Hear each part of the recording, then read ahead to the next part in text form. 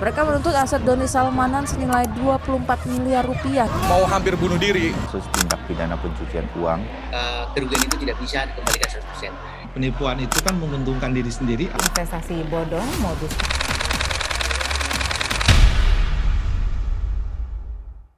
Di tengah kemajuan teknologi dan pesatnya pertumbuhan platform digital, masyarakat Indonesia kini dihadapkan pada sebuah ancaman yang baru, yaitu adalah investasi bodong. Iming-iming mendapatkan keuntungan yang besar dalam waktu yang singkat, kemudian testimoni yang palsu, serta figur publik yang seolah-olah ikut serta, itu tuh menjadi jebakan yang manis yang membuat semua orang tuh tergoda.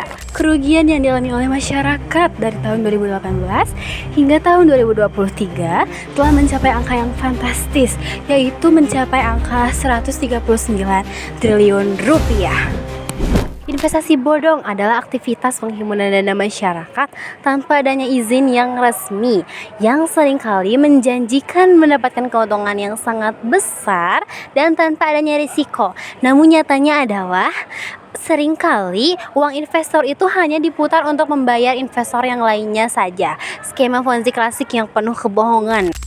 Ciri-ciri investasi ilegal antara lain tidak jelas proses bisnisnya, janji keuntungan fantastis, promosi lewat selebriti, serta tidak terdaftar di OJK. Dua nama yang mencuat yaitu Doni Salmanan dan juga Indra Kents. Melalui platform Quotex dan juga Binomo, mereka mempromosikan investasi ilegal yang berkedok trading. Akibatnya, ribuan masyarakat tertipu. Doni Salmanan kini divonis 4 tahun penjara, sementara Indra Kents mendapatkan hukuman 10 tahun penjara dengan denda miliaran rupiah. Tersangka DS melakukan perbuatan melawan hukum dengan cara membuat video dalam channel YouTube King Salaman yang berisikan berita bohong dan menyesatkan yang mengakibatkan kerugian konsumen dalam transaksi elektronik dengan cara seolah-olah tersangka DS mendapatkan uang miliaran rupiah dari hasil bermain trading valuta asing di website Quotex dan melakukan flexing. Dalam kasus ini, Bareskrim Polri merilis barang bukti uang tunai senilai 1,24 miliar rupiah. Polisi mencatat ada 40 korban dalam kasus Binomo Indra Kents dengan total kerugian mencapai 44 miliar rupiah. Kurangnya literasi keuangan, kemudian juga pengaruh dari tekanan gaya hidup yang konsumtif, lalu juga pengaruh dari media sosial, itu tuh akan membuat banyak orang tuh yang tergoda cepat kaya tanpa adanya pemahaman mengenai resiko. Berbagai regulasi telah disiapkan, mulai dari Undang-Undang Informasi dan Transaksi Elektronik, Undang-Undang Tindak Pidana Pencucian Uang, hingga Undang-Undang Pasar Modal. OJK, Bapepti, dan Satgas Waspada Investasi juga rutin menindak pelaku dan memblokir situs ilegal.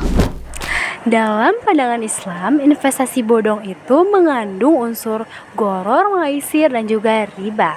Semua hal yang dilarang tersebut karena menimbulkan ketidakjelasan, spekulasi, dan juga merugikan orang lain. Secara akuntansi, praktik ini kerap tidak transparan dan manipulatif. Tidak ada audit, laporan fiktif, dan dana tidak jelas sumber serta tujuannya. Jangan tergoda janji manis yang keuntungannya itu instan. Pastikan legalitas, lakukan riset, dan selalu waspada. Karena investasi yang benar itu tidak menjanjikan kekayaan yang cepat, tetapi membangun masa depan yang aman. Besar harapan saya masyarakat Indonesia bisa memaafkan semua kesalahan saya. Kemudian yang kedua, saya ingin juga memohon doanya kepada teman-teman semuanya di seluruh masyarakat Indonesia ini agar sanksi terhadap saya bisa diringankan. Kemudian juga